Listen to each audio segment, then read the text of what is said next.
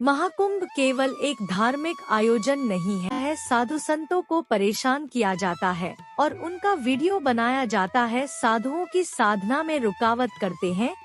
कुंभ मेले को लेकर लोगों में बहुत आस्था है। कहते हैं कि यहाँ स्नान करने से सारे पाप खत्म हो जाते हैं और व्यक्ति को मोक्ष की प्राप्ति होती है। लेकिन क्या आप जानते हैं कि महाकुंभ मेला हर 12 साल में ही क्यों लगता है? आखिर इस मेले की शुरुआत कैसे हुई? ऐसे में आइए जानते हैं कुंभ मेले से जुड़ी पौराणिक कथा।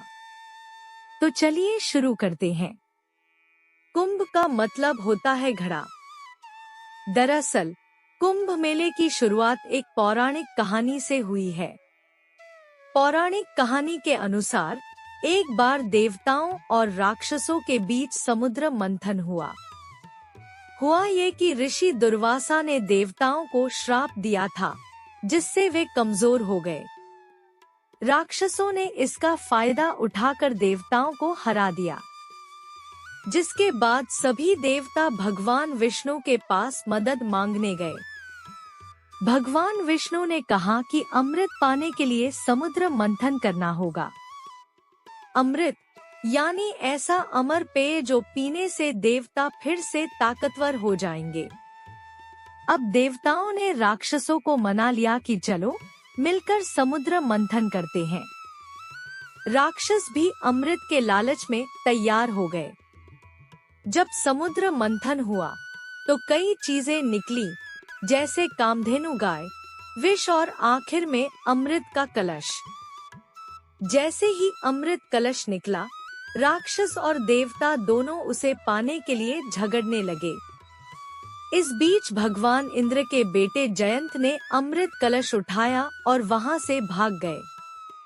अब राक्षसों ने जयंत का पीछा किया। इस दौरान 12 दिनों तक देवताओं और राक्षसों के बीच लड़ाई चली।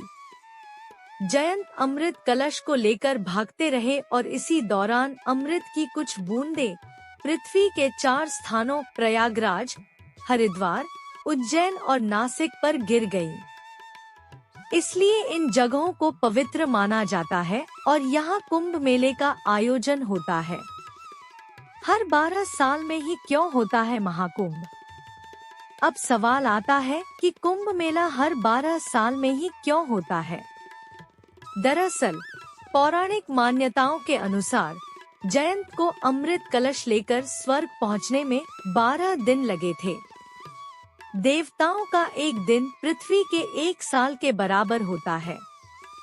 इसलिए कुंभ मेला 12 साल के अंतराल पर मनाया जाता है। महाकुंभ केवल एक धार्मिक आयोजन नहीं है, यह आस्था, संस्कृति और परंपरा का संगम है। यहाँ लाखों लोग पवित्र नदियों में स्नान करने आते हैं।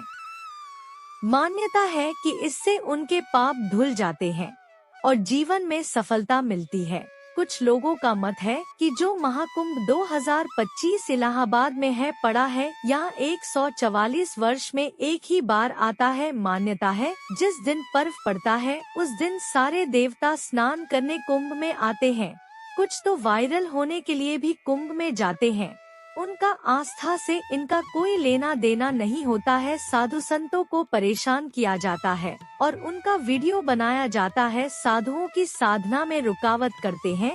जब साधु भड़कते हैं तो उनका वीडियो वायरल करते हैं। ऐसे में साधु समाज को बदनाम करने का काम भी किया जाता है। आस्था के नाम पर माहौल ना खराब किया जाए। माँ गंगा के चरण छूकर स्नान करें और नमामि गंगे का जयकारा भी लगाएं। अपना और अपने परिवार का ख्याल भी रखें।